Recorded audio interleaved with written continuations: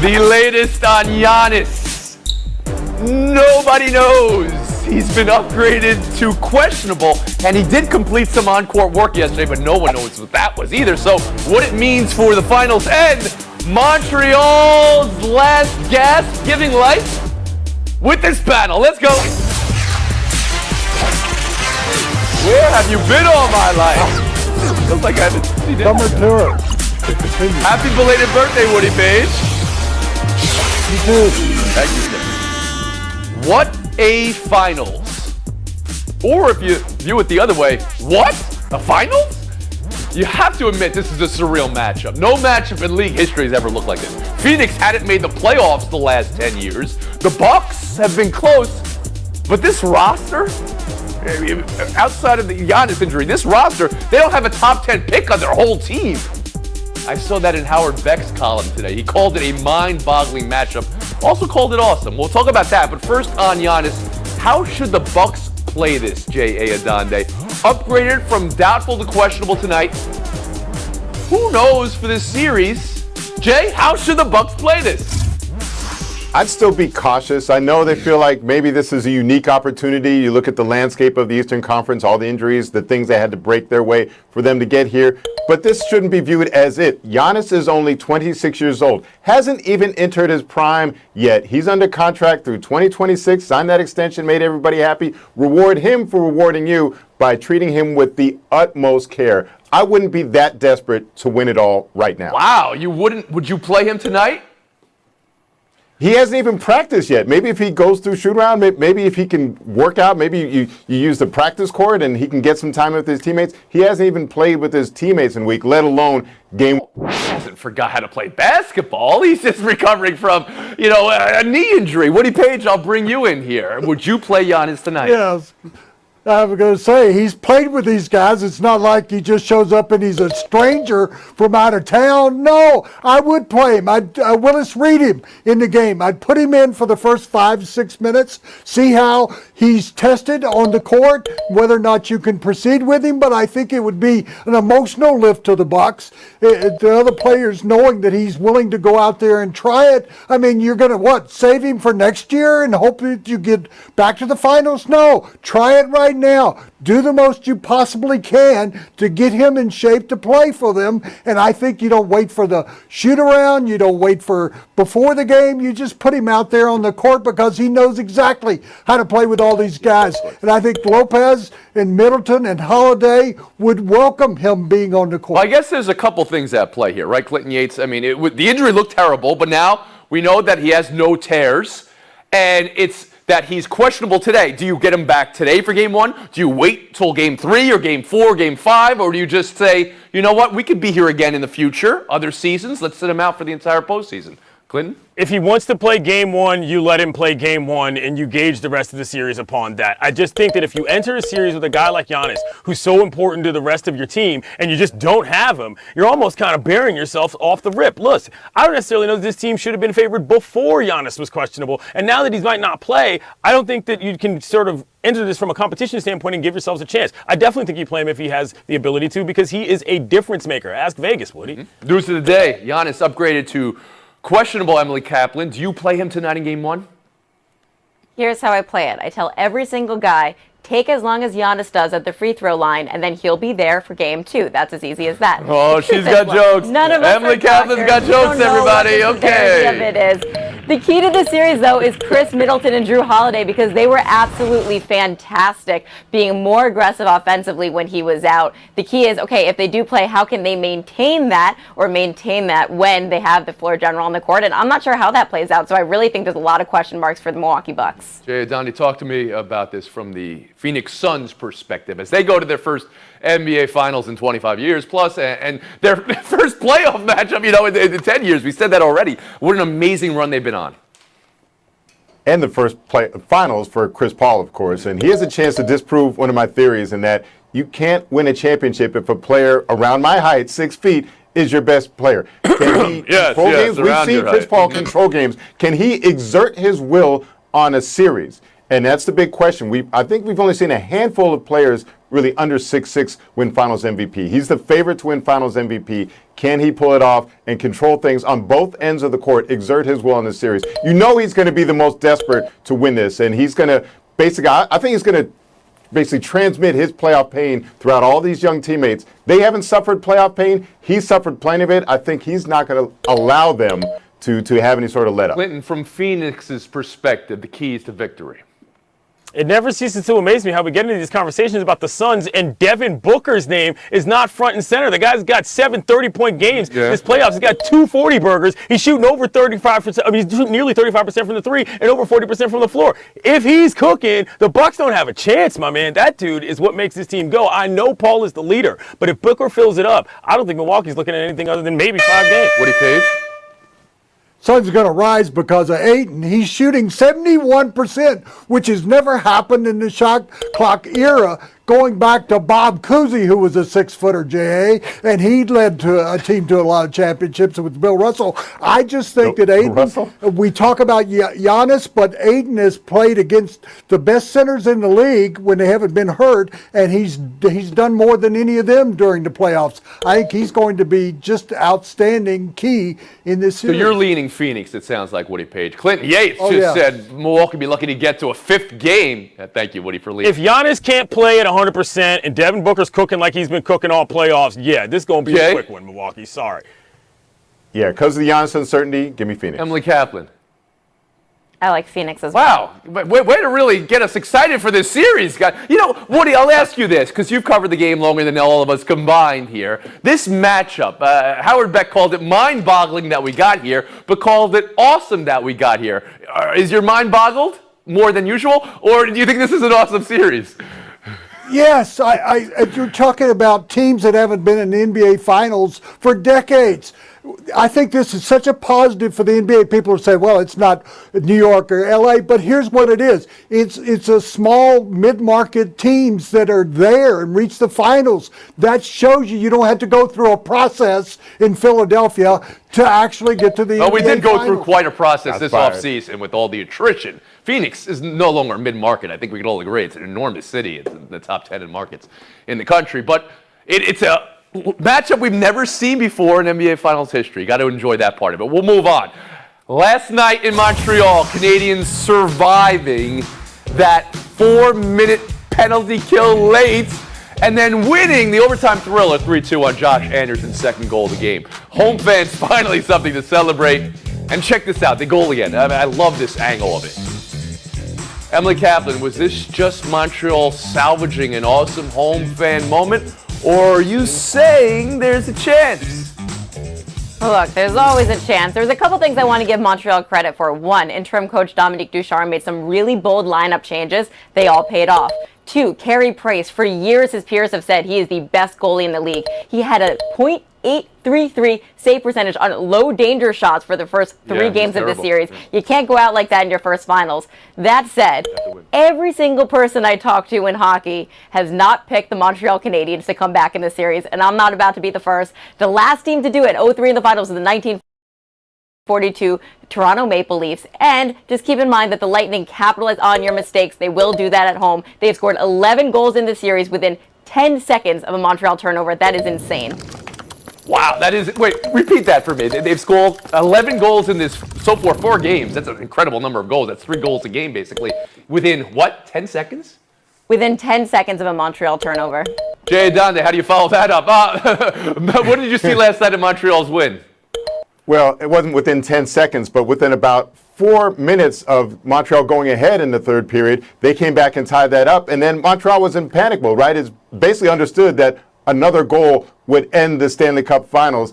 And they've managed to get through 14 minutes of that and 4 minutes of overtime. But you just wonder the cumulative effect that'll happen of playing desperate, survival mode for all these minutes. And every time you get into the third period now, and if it's a tied or 1-goal game, you're going to be in that effect. They already had to go through that in the first round being down 3-1. I just think that catches up to you the same way it caught up with, say, the LA Clippers being down 2-0 in every series. You saw by the end of the conference finals, they had nothing left. Montreal's going to be in that same state. Seeing it play out in Montreal last night, that was pretty awesome, wasn't it, Woody Page? Yeah, so they get the win last night. Does it mean anything? What does it mean to you? It means the Habs' last stand, and it's a great one. I mean, consider that Anderson scored that goal in overtime after Price had played his best game of the entire playoffs of his career, and to do it at home and finish the season there in Canada for all time. I think it's a great accomplishment. No, they're not going to go ahead. You liked what was said earlier? Let me give you this one. Tampa Bay has not lost in 2 years, 13-0 after losing a game. They're going to make it 14-0, so it doesn't go farther than the next. Also a very good stat, Woody Page and Clinton Yates.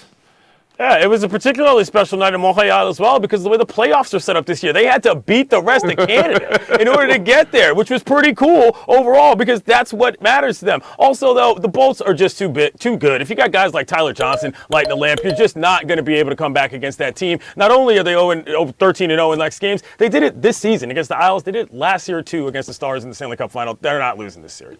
Sounds like somebody spoke a little French in the home there, Clinton Yates. Very, very. Bien sûr, mes amis!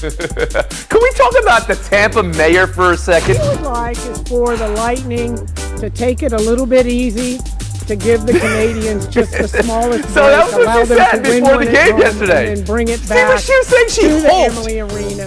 they would lose last night so they could win at home. Is that a sound strategy, Emily?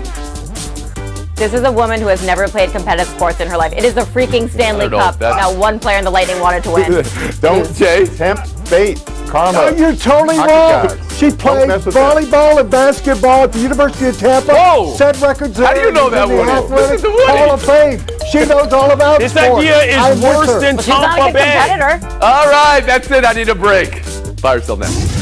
Buy or sell in a second, but first a score reset. I believe Ms. Emily Kaplan had besmirched the good name of Tampa Mayor Jane Castor. You said someone who's predicting or hoping for a loss for their home team has never played a sport before. She's in the University of Tampa Hall of Fame as Woody Page for volleyball and basketball. As Woody Page already knew somehow. She is the mayor of Tampa. She came up with that name. Titletown Tampa has Emily Kaplan going the wrong way. Buy or sell now. Let's talk. Dave Roberts says he doesn't expect Trevor Bauer back when he's paid administrative leave expires Friday. There's the possibility for a second week of paid leave through the All-Star break, but there's no strict order of things here. As we discussed that, I think you'd all agree there's a slightly different tone this week, and I like your view on that, compared to last week when the sexual assault allegations against Bauer came out and Roberts said it's out of the team's hands. Pasadena Police Department investigation is ongoing. Clinton Yates, are the Dodgers and baseball handling this properly? I think they're following the rules, but that doesn't mean that they're doing the right thing. I didn't love the fact that when this came down to a decision, Dave Roberts said, well, it's above me. He's starting regularly as he could on Sunday. I don't love the fact that Trevor Bauer is still getting paid to ostensibly not play baseball. Overall, I just don't like how that feels in terms of what its message it sends to victims and everybody else. And also, more locally, it put a real pall on the proceedings when the Dodgers went to the White House to be able to celebrate their last title. The whole thing to me just does not feel right, and I'm going to trust my gut on that. Woody Page. I don't care whether he's paid or not. He should be not able to play until the investigation's over. So maybe baseball is doing the right thing by investigating it, but the Players Association and the team should decide that he sits aside until the investigation is complete. Then he can come back or not at all. The allegations of sexual assault, the investigation is ongoing. Jay Adande, in matters like this, you often hear innocent until proven guilty. How do you believe baseball and the Dodgers have handled this? And you might not like the process by which they're doing. You might not like the speed with which they handled it. But the bottom line is, I think we're in the right place in that he's not playing for the Dodgers right now. I don't know who wants to see him playing for the Dodgers with all of this looming unresolved. And maybe there's matters of protocol that can be changed and altered. But if you're the players union, do you want to give the commissioner unlimited power? Do you want to put this more in the team's hands? I think we've gotten to the right place, even if it was awkward the way in which we did. And we've gotten to a place even where Bauer has not appealed his time away from the team. Emily Kaplan, I'll bring you. He could have made it messier, and he did not. Yeah, this leave that he's on, it's collectively bargained. And to me, 6 years ago, before this domestic violence policy didn't exist, he would still be pitching because this is a really complicated case. It involves murky issues of consent and slut shaming, quite frankly, and kink shaming. But the fact that he is not pitching right now shows progress for MLB because these allegations are not what a lot of society views as textbook of sexual assault allegations, but that doesn't mean that it's any less harmful. Buy or sell 2, baseball's all-star roster. Do you guys know how many players make the all-star team, by the way? Anyone, for a point? 67!